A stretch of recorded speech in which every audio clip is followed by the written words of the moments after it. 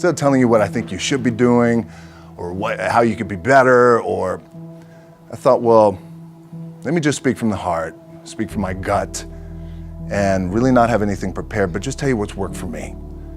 And maybe some of the stuff that's worked for me might work for you now, currently, presently, as you guys have your goals and ambitions, but then further on down the line, as you guys continue to live your life. This idea and this notion that you could be anything you want, you can accomplish anything you want, right? We hear that. You've heard that from the time you were little boys. You hear that now. You're already incredibly accomplished. You guys know that. The thing that has worked for me is to remember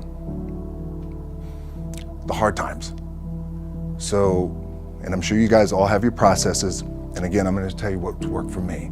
So before a big movie comes out, before, back in the days when I was wrestling with WWE, a WrestleMania match, anything big that would happen, I would always take a moment and I'd just remind myself, all right, I was evicted when I was 14. We were kicked off the island. We couldn't live in Hawaii. Had no place to live. A lot of shit happened then when I moved to Nashville. I was arrested multiple times by the time I was 16 years old. I would remember that, and it allows me then to be present in the moment and understand, holy, the stuff I have around me right now, this is the shit that I dreamed of when I was a kid. I am here. I played for University of Miami, played for great teams. Warren Sapp, Ray Lewis, they were my teammates. They were balling. Warren Sapp was playing tight end that time. I was starting defensive tackle. Yeah, they moved him over to D-line. And he looked at me, he's like, yo, dude, I'm gonna take your spot. And I said, you ain't taking my spot.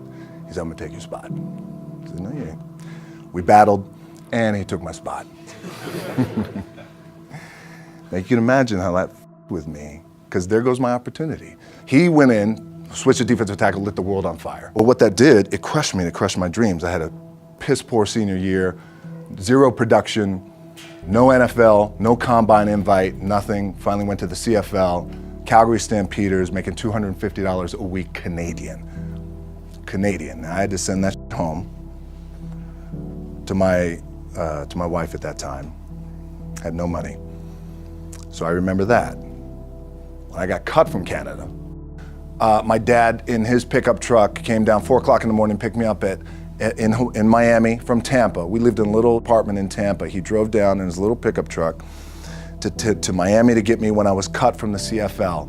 And I thought, well, I leave home like you guys left home. I'm ready to tackle the world, to get after it, achieve my dreams and goals. Crushed by 22, 23 years old. Now I got to move back in with my mom and dad. I played on great teams though. Wait a second, this is not supposed to be my future. I'm supposed to be in the NFL right now. I'm supposed to be making a lot of coin and buying my parents buying me taking care of my wife, but it never happened. So I pulled out my wallet. I thought, well, let me see how much money I have. I opened it up. I had a 5, a 1, and change. Well, at least I rounded up to $7. But I thought, God, ain't this a bitch? I got $7 in my pocket. Where the f do I go now? What do I do? I can't go back to CFL. The point comes where you hear that voice, the big run's over.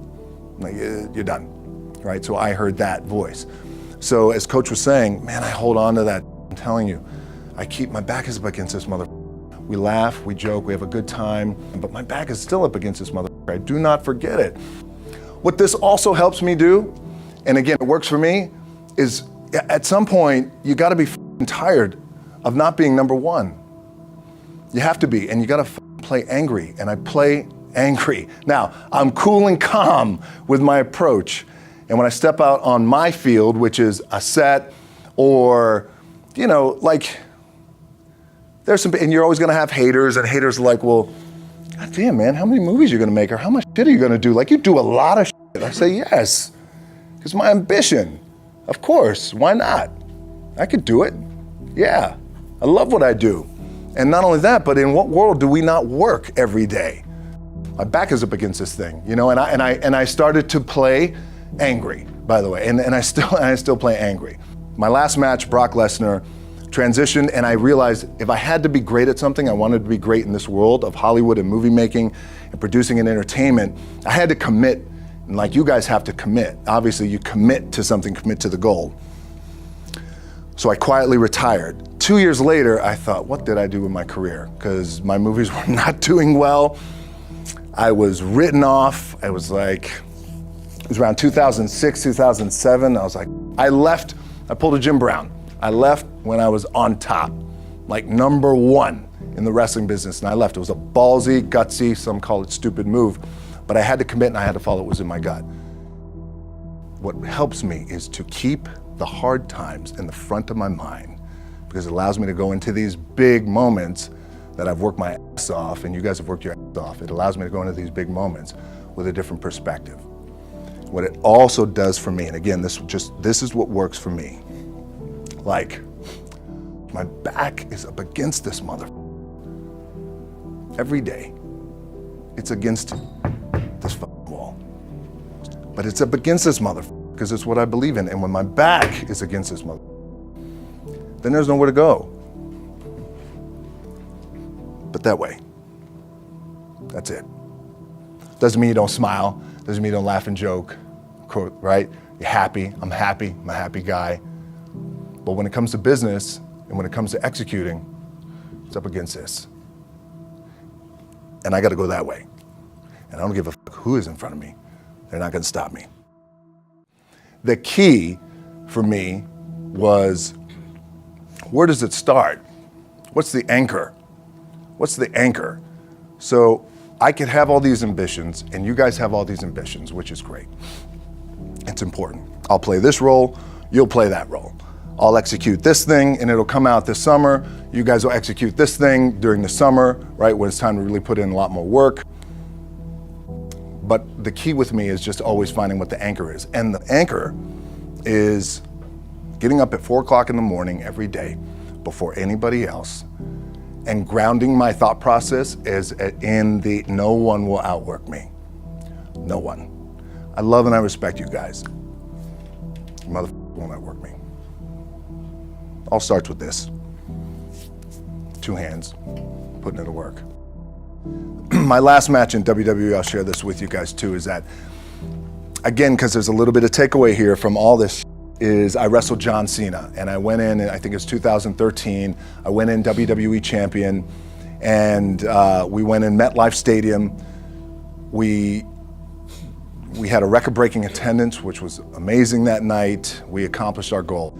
So I wrestled with John Cena. We had 45 minutes planned for the match.